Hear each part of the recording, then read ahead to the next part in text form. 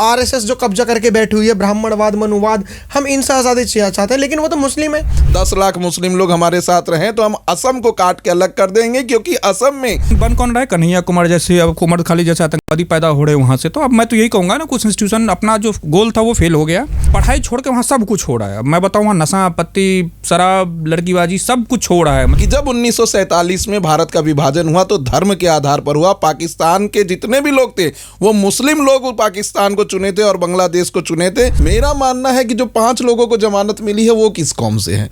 वो भी तो मुसलमान हैं। मोदी शाह तेरी कब्र खोदेगी जेएनयू की धरती पर। इतने देश विरोधी ताकतें हैं, आतंकवादी हैं, सब तो जेएनयू के प्रोडक्ट धीरे धीरे निकलते जा रहे हैं। सुप्रीम कोर्ट के जजमेंट में ये नोट है कि इसमें 53 से ज्यादा लोग हुए हैं, 1500 से ज्यादा लोग घायल हुए हैं। 3 दिन तक 22, 23, 24 फरवरी तक। सर, बोलने वाले तो लादेन को भी फ्रीडम फाइटर मानते हैं और आईएसआईएस के जो बगदादी था उसको भी लोग फ्रीडम फाइटर मानते हैं। तो नमस्कार, मैं आकाश कुमार, स्वागत है आपका हमारे चैनल पर। जिस तरीके से आपने देखा कि उमर खालिद और शरजील इमाम का बहुत बड़ा मुद्दा बनाया जा रहा है, ये वही लोग हैं जिन्होंने जेएनयू में भारत तेरे टुकड़े होंगे इंशाल्लाह इंशाल्लाह के नारे लगाए। फिलहाल जो एक पक्ष है वो ये कह रहा है कि उमर खालिद इतना बुरा व्यक्ति नहीं था जितना बुरा व्यक्ति उसको मीडिया, सरकार और कोर्ट दिखा रही है। लेकिन जब उनकी वीडियोस देखी गई, खंगाली गई, तो सुप्रीम कोर्ट में भी देखा गया कि जो उन्होंने चिकन नेक्स की बात कही, उन्होंने 7 सिस्टर की बात कही, उन्होंने असम को काट करने की बात कही, मतलब भारत से काटने की बात, उन्होंने नॉर्थ ईस्ट को काटने की बात कही। जब कश्मीर पर उनका पॉइंट ऑफ व्यू जाना गया और जब उन्होंने कहा कि अफजल गुरु हम शर्मिंदा हैं,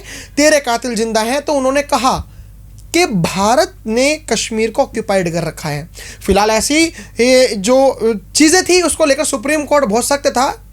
इस बार सुप्रीम कोर्ट में उनके पिताजी भी आए और उनको उम्मीद थी कि इस बार उमर खालिद को बेल मिल जाएगी, शरजील इमाम को बेल मिल जाएगी।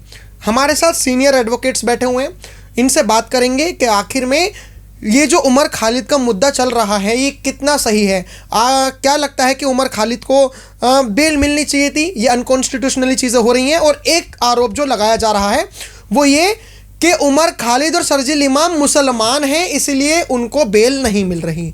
नमस्कार सर, क्या कहना चाहोगे उमर खालिद को लेकर? जी देखिए, मैं कहना चाहूँगा कि ऑनरेबल कोर्ट ने बहुत ही अच्छा डिसीजन दिया है और इस पे ऑनरेबल कोर्ट में सुप्रीम कोर्ट के जज honourable justice Arvind Kumar judgement को प्रोनाउंस कर रहे थे। पूरे जजमेंट को 2 भागों में बांटा गया। एक भाग जिनमें कि जिसको बेल मिला, जमानत मिली, और दूसरा भाग जिसको जमानत नहीं दी गई। तो जब ऑनरेबल जज जो है जजमेंट का प्रोनाउंसमेंट कर रहे थे तो उस समय 2 बातें चर्चा में आई।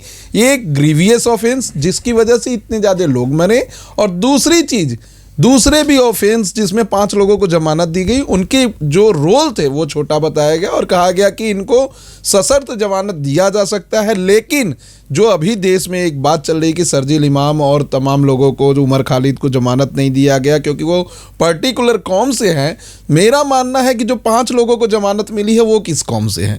वो भी तो मुसलमान हैं, लेकिन ऑनरेबल सुप्रीम कोर्ट ने उन्हें जमानत दी। तो ये बात जो कर रहे हैं वो बहुत ही गलत कर रहे हैं। दूसरी बात, ऑनरेबल सुप्रीम कोर्ट ने उन तमाम विदेशी ताकतों को जो चाहते थे कि वहाँ से लेटर लिखकर और वहाँ से दबाव बनाकर जमानत दिला देंगे, उनके ऊपर एक कड़ा थप्पड़ मारा है इस जजमेंट के द्वारा और साफ कर दिया है कि India is a sovereign country और भारत किसी का भी दबाव बर्दाश्त नहीं करेगा, चाहे वो अमेरिका हो, चाहे यूरोप हो, चाहे रसिया हो। तो भारत एक स्वतंत्र देश है, सुदृढ़ देश है और यहाँ की न्यायपालिका स्वतंत्र है। इस जजमेंट से साफ साफ दिखती है। अब अगर लॉ पॉइंट पे आए तो ऑनरेबल सुप्रीम कोर्ट ने जो पहला डिस्कशन किया है वो आर्टिकल 21 के अंतर्गत और यूएपीए की धारा 43D सब क्लॉज 5 को डिस्कस किया है, जिसमें ऑनरेबल सुप्रीम कोर्ट ने कहा कोई व्यक्ति लंबे समय से अगर जेल में है तो ये उसकी जमानत के लिए ट्रम्प कार्ड नहीं हो सकता। और जब यूएपीए की धारा ऑनरेबल सुप्रीम कोर्ट डिस्कस कर रही थी तो उसमें सुप्रीम कोर्ट ने माना कि किसी भी व्यक्ति को ट्रायल पेंडिंग होने के आधार पर हम जमानत नहीं दे सकते। ये बहुत ही सीरियस ऑफेंस है, रेयरेस्ट ऑफ रेयर है।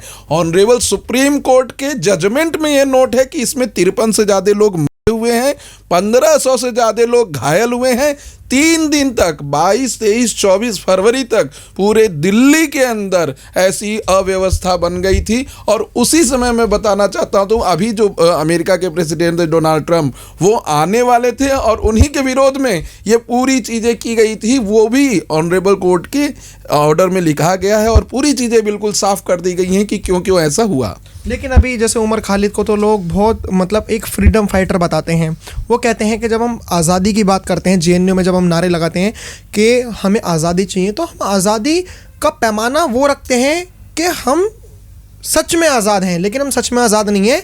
ये जो ब्राह्मणवाद है, मनुवाद, उन्होंने पता नहीं ऐसा क्यों घुसाया, ब्राह्मणों को क्यों घसीटा और क्यों हिंदुओं को घसीटा। उन्होंने कहा ये जो आरएसएस जो कब्जा करके बैठी हुई है, ब्राह्मणवाद मनुवाद, हम इनसे आज़ादी चाहते हैं, लेकिन वो तो मुस्लिम है, तो ब्राह्मणवाद मनुवाद तो उन पर अप्लाई नहीं होता। वो तो अगर मान के चलिए, अगर जो दलित कम्युनिटी के लोग जब आरोप लगाते तो एक बार को उनका सेंस समझ में आता है, लेकिन उमर खालिद या फिर इनका तो सेंस ही समझ नहीं आया। देखिए, आतंकवादी लोग हैं, इनके ऊपर जो धाराएं लगी है वो आतंकवादी गतिविधियों की धाराएं लगी है, और मेरा मानना है आने वाले समय में इनको आजीवन कारावास होगा और ये बाहर नहीं आने वाले हैं। दूसरी बात मैं बता दूं कि जब 1947 में भारत का विभाजन हुआ तो धर्म के आधार पर हुआ। पाकिस्तान के जितने भी लोग थे वो मुस्लिम लोग पाकिस्तान को चुने थे और बांग्लादेश को चुने थे, जो आज के समय में बांग्लादेश है, तो उन्हें वहीं चले जाना चाहिए था। ये रो के गिड़गिड़ा के भारत देश में रह गए और फिर अब भारत को तोड़ने की बात करते हैं। जो वीडियो ऑनरेबल सुप्रीम कोर्ट में चलाया गया इस केस में, उसमें यह साफ कहते हुए पाया गया कि अगर 5 लाख लोग हमारे साथ रहें,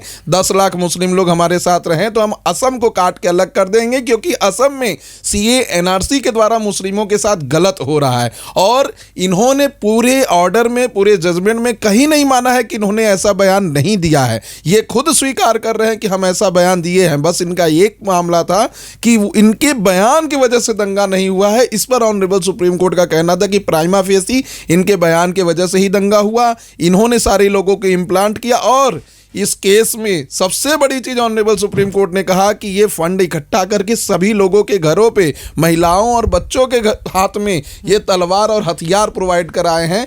तो ये आतंकवादी घटना है, इसे ऑनरेबल सुप्रीम कोर्ट ने माना है। इनको जमानत नहीं मिली, बहुत सही हुआ है।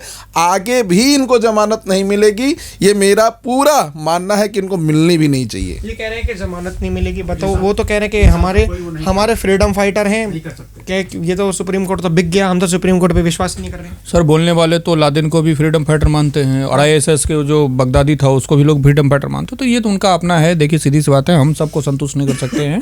हाँ, रही बात जब 7 लोगों ने बेल एप्लीकेशन लगाई, कल शाम को बेल ऑर्डर अपलोड हुआ। 142 पन्ने का बेल ऑर्डर है, जिसमें 5 लोगों को बेल ऑनरेबल कोर्ट ने ग्रांट कर दिया, 2 लोगों को बेल नहीं दिया गया। और सोशल मीडिया पे फिर से और मेन स्ट्रीम मीडिया पे भी फिर से उनके पुराने जो जिस वीडियो के आधार पे जो दंगा हुआ सरजील इमाम का और उमर खालिद का, वो वीडियो फिर से वायरल हो रहा, जिसमें साफ साफ वो कहते दिख रहा है सरजील इमाम कि अगर 10 लाख लोग मेरे साथ आ जाएं, जो हिंदू वो हों, जो मुस्लिम हों, उस पर उन्होंने हिंदू मुस्लिम को बाइफरकेट किया उस पार्ट वीडियो में, जो और उसके साथ वो अगर असम के चले तो असम में काट दिया जाए, तो भारत को काट दिया जाएगा उससे, मतलब जो 7 सिस्टर्स हैं। तो सुप्रीम कोर्ट ने honourable justice Arvind Kumar, honourable justice NV Anjaria के बेंच ने प्रॉपर्ली हर एक एविडेंस को स्क्रूटनी किया है, एक एक एविडेंस को डिटेल में चेक किया है। और इस वीडियो को, जो कि वीडियो FSL से वेरीफाइड है, और सारी चीज़ों को देखने के बाद उन्होंने उनके जो भाषण हुआ था, जो दोनों के भड़काऊ भाषण थे, सरजील इमाम और मोहम्मद उमर खालिद, उसको देखते हुए उनकी बेल को अभी रिजेक्ट कर दिया है फिलहाल साल भर के लिए, उन्होंने ये कहा। और साथ ही साथ उन्होंने दिल्ली पुलिस और जो ऑनरेबल करकटुमा कोर्ट को उन्होंने कहा है कि आप इस केस को ट्रायल चालू करिए और इसके जो स्टार विटनेस हैं, जो भी मेन विटनेस हैं, उनकी गवाही हो जाए। सर, अभी क्या है हो रहा है कि जो जेएनयू है, जेएनयू में जो ये नारे लगे, उसके बाद आज फिर वही नारे लगे और कल भी वही नारे लगे उमर खालिद की बेल को लेकर। जेएनयू में नारे लगे कि ये अमित शाह और मोदी जी की वजह से हो रहा है। तो उन्होंने एक नारा दिया कि मोदी शाह तेरी कब्र खोदेगी जेएनयू की धरती पर। उस पर लेकर क्या कहूँ? बहुत गलत है। और जेएनयू को, हाँ, मैं भी इस वीडियो को, अब जो आपका प्रश्न है, मैंने वो वीडियो खुद भी देखा, इंस्टाग्राम पे भी आ रहा था। और जेएनयू का तो इतिहास रहा है देश विरोधी भाषण। 2016 में भी जो कन्हैया कुमार अफजल, हम शर्मिंदा तेरे कातिल जिंदा है, फिर उसके बाद दिल्ली रॉयट्स में उमर खालिद, सारे प्रोडक्ट तो वहीं के हैं। जितने देश विरोधी ताकतें हैं, आतंकवादी हैं, सब तो जेएनयू के प्रोडक्ट धीरे धीरे निकलते जा रहे हैं। जेएनयू को तो तत्काल प्रभाव से जांच करना चाहिए। दिल्ली पुलिस की एक स्पेशल टीम वहाँ बैठाओ और जेएनयू को जांच करो। वहाँ पे पढ़ाई कम, देश विरोधी बातें ज़्यादा हो रही है। जेएनयू में हम टैक्स पेयर के पैसे से वहाँ पे दी जा रही है, और वो पैसे का इस्तेमाल अगर देश विरोधी बातों में हो तो उनको एक आदमी को NSA लगा के अंदर करना चाहिए। अभी से हो रहा है या पहले से हो रहा है? नहीं, जेएनयू की जो स्थापना थी वो होता कि मैं आपको बताऊं, यहाँ विचारधारा की लड़ाई, वो जो कम्युनिस्टों की वो चीज़ है। पढ़ाई तो स्थापना की गई थी अच्छी चीज़ों के लिए, इंटेलिजेंट लोग आएंगे, देश के जो मूल विचारधारा है उसमें उनका कंट्रीब्यूशन होगा, ये पॉलिसी मेकर बनेंगे। लेकिन बन कौन रहा है? कन्हैया कुमार जैसे, अब उमर खालिद जैसे आतंकवादी आतंकवादी पैदा हो रहे वहाँ से। तो अब मैं तो यही कहूँगा ना, कुछ इंस्टीट्यूशन अपना जो गोल था वो फेल हो गया। अब ये जो है पढ़ाई का अड्डा कम, पढ़ाई छोड़ के वहाँ सब कुछ हो रहा है। मैं बताऊँ वहाँ नशा पत्ती शराब लड़कीबाजी सब कुछ हो रहा है। मतलब सारे इलीगल काम, अब इमोरल और इलीगल दो वर्ड है, अनैतिक और गैरकानूनी, दोनों काम हो रहे हैं। अब इस बात को हो सकता है कोई इसको कोई क्रिटिसाइज करे, लेकिन मैंने तो जो मेरा अनुभव, मेरे जानकारी, कई लोग वहाँ पे पढ़ाई करते हैं, मैंने तो उनको सबको देख के एबिलिटी यही, और जो देश विरोधी ताकतें जो काम ये कर रहे हैं, एक्चुअली इनकी फंडिंग हो रही है फोर्ड फाउंडेशन से, जॉर्ज सोरोस और दुबई से, मिडिल ईस्ट से इनकी फंडिंग आ रही है कि बस आप पैसा लो और बस देश विरोधी बातें करता रहो, देश को, सरकार को हिलाओ। जैसे अभी वेनेजुएला का आप देख रहे हो, तो सारी चीज़ें भारत को भी हिलाने की चीज़ें 2024 में भी डोनाल्ड ट्रंप ने कहा था। अभी अपने हिसाब से बांग्लादेश, पाकिस्तान, हर जगह तो जल ही रहा, मालदीव।